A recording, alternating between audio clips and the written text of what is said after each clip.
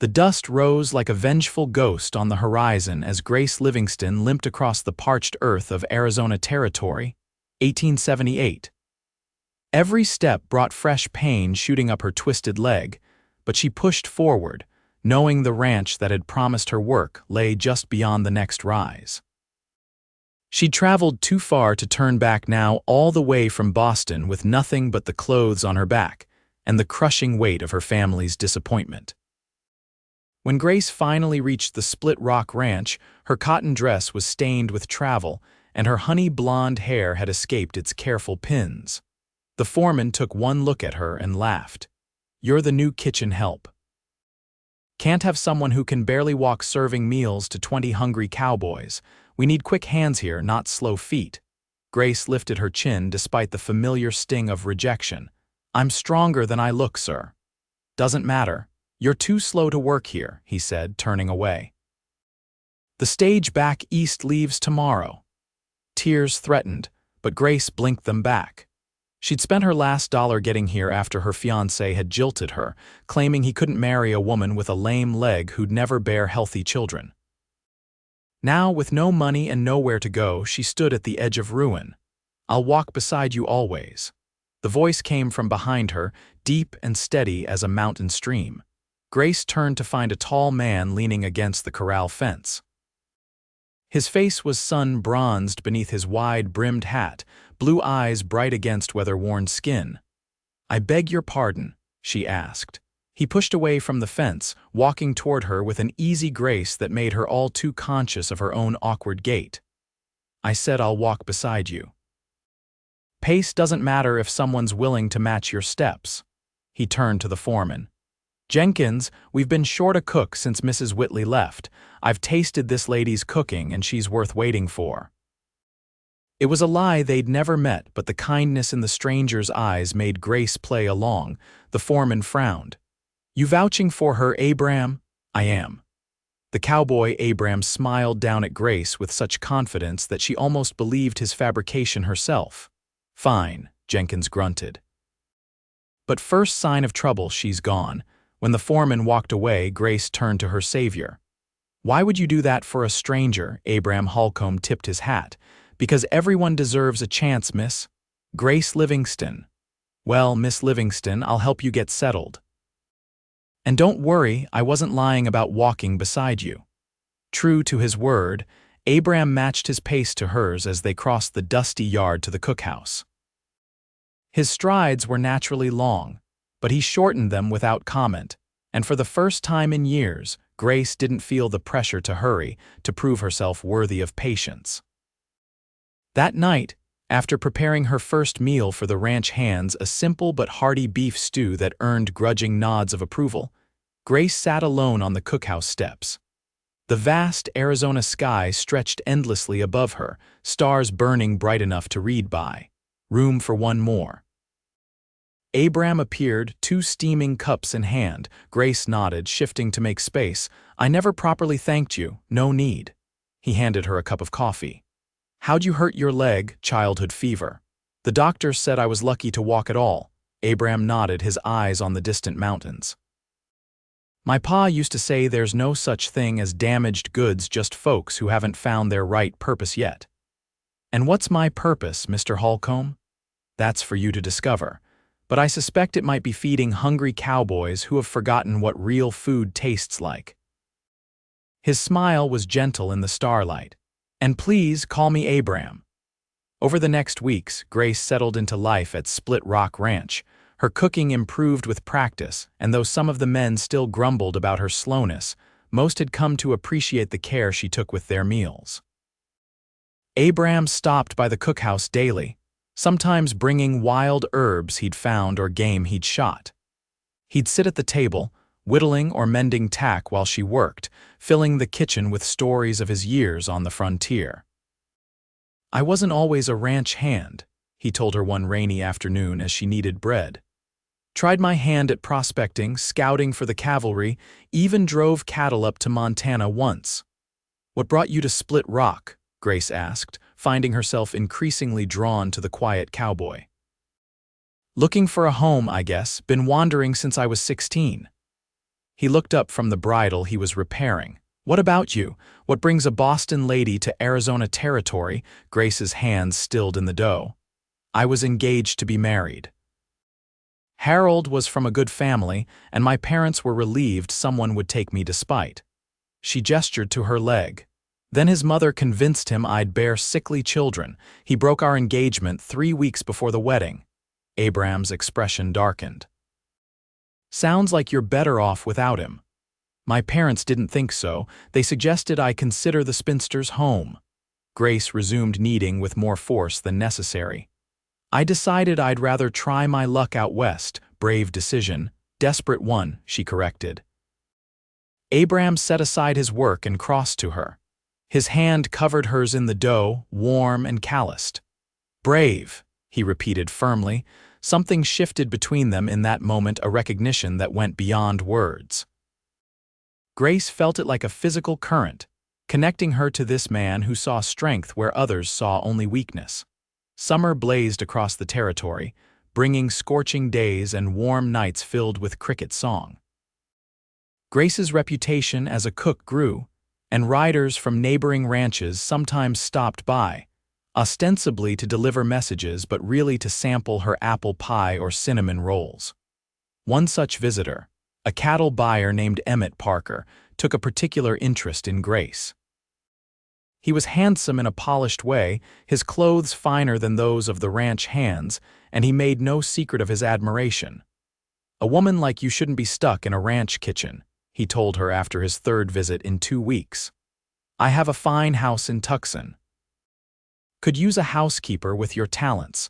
Grace knew what he was really offering, a position that would likely extend to his bed. "I'm content here, Mr. Parker. Think about it. Wages would be better." His eyes lingered on her figure. "And I'd be a generous employer." Abram appeared in the doorway, his expression stormy. "Your horse is saddled, Parker," the cattle buyer smirked. "Just having a friendly chat with Miss Livingston." "Chat's over." After Parker left, Abram remained, tension visible in his shoulders. "You should be careful around him." Grace raised an eyebrow. "I can handle myself." "I know you can, just—" He paused. "I don't trust his intentions, and yours." The question escaped before she could stop it. Abram met her gaze directly. "My intentions are honorable, Grace, always have been." The declaration hung between them, weighted with unspoken feelings. Before either could say more, shouts erupted from the bunkhouse. A poker game turned violent. Abram hurried out, leaving Grace alone with her thundering heart.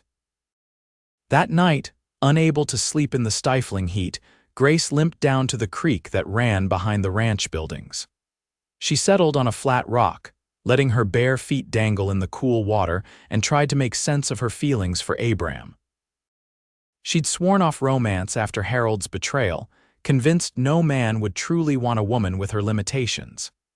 Yet Abram treated her limp as incidental, not something to be pitied or overcome, just one aspect of who she was. "Beautiful night." Grace startled at Abram's voice. He stood a few yards away, respectfully keeping his distance. "May I join you?" he asked. She nodded, smoothing her nightdress over her knees. He sat beside her, removing his boots to place his feet in the water. "Couldn't sleep either?" she asked. "Too many thoughts." He gazed up at the star-strewn sky. "Been thinking about settling down." Grace's heart skipped. "Oh, ranch foreman over at Willow Creek is retiring. Owner offered me the position." He glanced at her. "It's a good opportunity, comes with a cabin, decent pay." "You should take it," Grace said, though the words hurt her throat. "You deserve a place of your own." Abram was silent for a long moment. "It would mean leaving Split Rock." "I know. Leaving you." The simple statement held volumes of meaning. Grace stared at the ripples their feet made in the water, afraid to look at him. "Unless," Abram continued carefully, "you might consider coming with me." Grace's head snapped up. "What?" "I'm not offering a position as cook or housekeeper." His voice was low and steady. "I'm asking if you might consider being my wife." "Your wife," Grace whispered, disbelieving. "I love you, Grace. Have since that first day when you stood up to Jenkins with your chin held high. I love your strength, your kindness, the way you hum when you think no one's listening." He took her hand. I promised to walk beside you always, I meant it. Tears filled Grace's eyes. Abram, I can't keep up with a man like you, I'll only slow you down. You've got it backward. He gently brushed a tear from her cheek. Life's not a race, Grace. It's a journey better shared at any pace. You truly don't mind, my leg will never get better, it might even worsen with age. And I might go deaf from all those years of gunfire or break my back getting thrown from a horse. He smiled softly. We're all damaged in some way. The trick is finding someone whose broken pieces fit with yours. Under a blanket of stars, beside a creek in the Arizona wilderness, Grace allowed herself to believe in love again. When Abram's lips met hers, the kiss was a promise gentle yet unyielding, like the man himself. Yes, she whispered against his mouth. I'll go with you. They married 2 weeks later in the small church in town, Grace in a blue dress she'd sewn herself, Abram looking uncommonly tidy in a borrowed suit. The split rock hands gave them a set of cooking pots as a wedding gift, while Jenkins, now grudgingly respectful of Grace's contributions, offered them a young milk cow. Their cabin at Willow Creek was modest but solid, perched on a slight rise overlooking the main ranch buildings. Abram added a wide porch where Grace could shell peas or churn butter while watching the ranch activities. He built the furniture himself, a sturdy bed, a dining table with chairs, shelves for Grace's growing collection of books ordered from back east. Life as a ranch foreman's wife suited Grace better than she'd expected. She still cooked for the hands on occasion, but mostly she kept their own home, started a vegetable garden, and began taking in mending from neighboring ranches for extra income. Their first year passed in contented rhythm, the days flowing one into another like the creek behind their cabin. Grace learned to ride astride rather than side saddle, Abram having selected a gentle mare that seemed to understand her rider's limitations. Together they explored the surrounding countryside, picnicking in hidden valleys and discovering natural hot springs tucked among the hills. In the evenings, they'd sit on their porch, Abram reading aloud from Grace's books while she worked on quilting or preserving the garden's bounty. Sometimes they'd simply talk, planning their future or sharing memories of their pasts.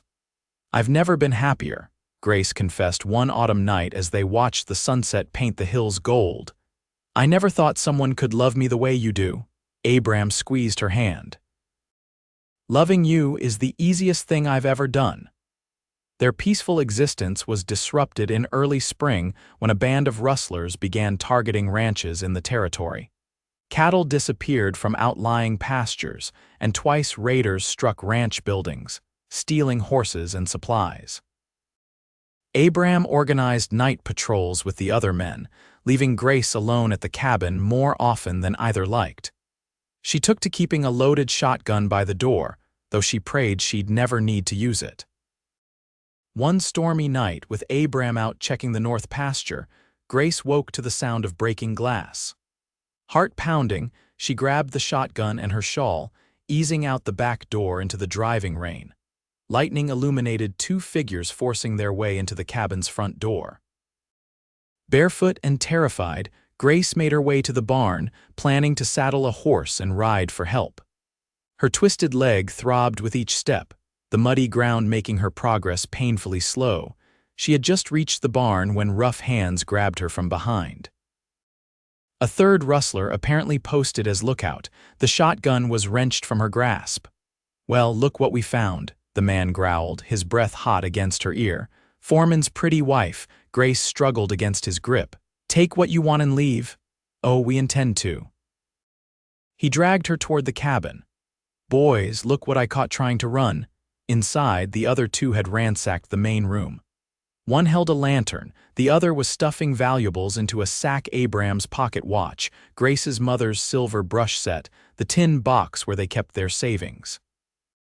Thought you said they'd both be out tonight, the lantern holder said accusingly. Husband's gone, ain't he? Her captor pushed her into a chair. Tie her up. We'll take what we can carry and burn the rest. Grace's blood turned cold. Please, not our home, the men laughed. Should have thought of that before your husband organized those patrols, one said, producing rope to bind her wrists. "This is just business." A gunshot cracked through the night, followed by the crash of the cabin door flying open. Abram stood framed in the doorway, his revolver leveled at the nearest rustler, step away from my wife. The next moments passed in chaotic blur. The rustler holding Grace yanked her up as a shield, pressing a knife to her throat. The other two drew their weapons. Gunfire exploded in the confined space. Grace saw Abram dive to one side, returning fire as he rolled. One rustler fell, then another. The man holding her cursed, backing toward the rear door, dragging her with him. "Drop the knife," Abram demanded, blood streaming from a graze on his temple. "You drop the gun, or she dies," the rustler countered. Grace met Abram's eyes and saw his subtle nod, a signal they'd worked out for emergencies. She went completely limp, suddenly deadweight in her captor's arms.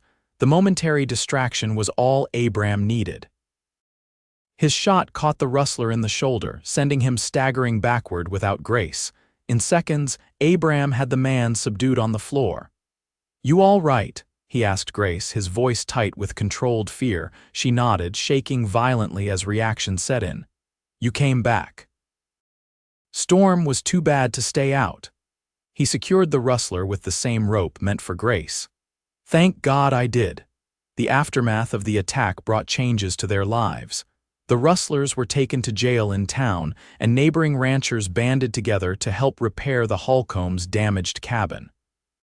The ranch owner, impressed by Abram's handling of both the rustlers and the regular ranch business, offered him a partnership, a share in Willow Creek's profits in exchange for continued management. "It would mean we could build a proper house," Abram told Grace as they discussed the offer. "Something sturdier with more room," Grace smiled, placing his hand over her still flat belly. "We'll need the space soon enough." His eyes widened. "You're certain?" The doctor confirmed it yesterday. "By Christmas we'll be 3. Abram gathered her in his arms, his joy palpable. "I never thought I could be this happy." "Nor I." Grace rested her head against his chest, listening to his steady heartbeat. "Remember what you said when we met, that everyone deserves a chance." "I meant it. You gave me more than a chance, Abram. You gave me a life I never dared dream of." The pregnancy was difficult, Grace's body strained by the added weight on her already compromised leg. Abram hired a local girl to help with housework and insisted Grace rest whenever possible. He massaged her aching muscles each night and fashioned a special cane that better supported her changing balance. Winter came early that year, blanketing the ranch in snow by mid-November. Grace's time grew near, and Abram arranged for the doctor's wife, a former midwife, to stay with them for the final weeks. Their daughter arrived during a rare winter thunderstorm, her cries mixing with the rumble of distant thunder. They named her Elizabeth after Abram's mother, but called her Libby from the start. "She's perfect," Grace whispered as they admired their red-faced, squalling infant. 10 fingers, 10 toes, strong lungs. Just like her mama, perfect in every way. Abram kissed Grace's damp forehead, his usually steady hands trembling as he stroked his daughter's cheek. Spring brought renewed activity to the ranch, and the completion of their new house, a spacious 2-story structure with wide hallways Grace could navigate easily, and a nursery painted sky blue. Abram insisted on carrying Grace over the threshold despite her protests. "I'm not exactly a blushing bride anymore," she laughed, Libby cradled in one arm. "You're still my bride," he countered. "And I'm still the man who promised to walk beside you always." Life fell into new rhythms centered around Libby's needs and the seasonal demands of the ranch. Grace started a small business selling her preserves and baked goods to the general store in town, her reputation as a cook bringing steady orders. Abram's partnership flourished, bringing financial security they'd once only dreamed about. When Libby was 2, they received a letter from Boston Grace's parents, having finally tracked her down through a cousin in Denver. The letter was stiff with formality but expressed a desire to know their granddaughter. "They disowned me when I left," Grace reminded Abram as they discussed how to respond. Said I was making a fool's choice. People change. Maybe they've realized what they lost. He bounced Libby on his knee, her giggles filling the room. It's your decision, but forgiveness might bring its own peace. Grace wrote back, including a small portrait of the three of them taken on their last trip to Tucson. The correspondence was awkward at first, but gradually warmed. By the time Libby was 4, the Livingstons had visited twice, their initial shock at the rustic conditions giving way to genuine affection for their granddaughter and grudging respect for the life Grace and Abram had built. Your father actually asked me about investing in the ranch, Abram told Grace after seeing her parents off at the stagecoach. Said he's impressed with our operation. Grace laughed. Wonders never cease. The years passed with the steady rhythm of ranch life. They weathered droughts and flash floods, market downturns and upswings. Grace's leg troubled her more as she aged, but Abram kept his promise, adjusting his pace to hers without complaint. When she could no longer ride astride, he built her a special wagon with comfortable springs that allowed her to join him on his rounds of the property. Libby grew into a confident young woman with her father's blue eyes and her mother's determination. She showed a natural affinity for horses and a head for business that made her invaluable to the ranch operations. At 18, she announced her intention to attend the Teachers' College in Denver. I want to come back afterward, she assured them. Help run the ranch and maybe start a proper school for the children around here. Grace and Abram watched their daughter board the eastbound train, pride mingling with the natural sadness of separation. She'll be fine, Abram said, squeezing Grace's hand as the train pulled away. Strong and smart, just like her mother, with her father's kindness, Grace added. We did well, didn't we? Better than I ever dreamed possible. He helped her into their wagon, settling beside her for the drive home.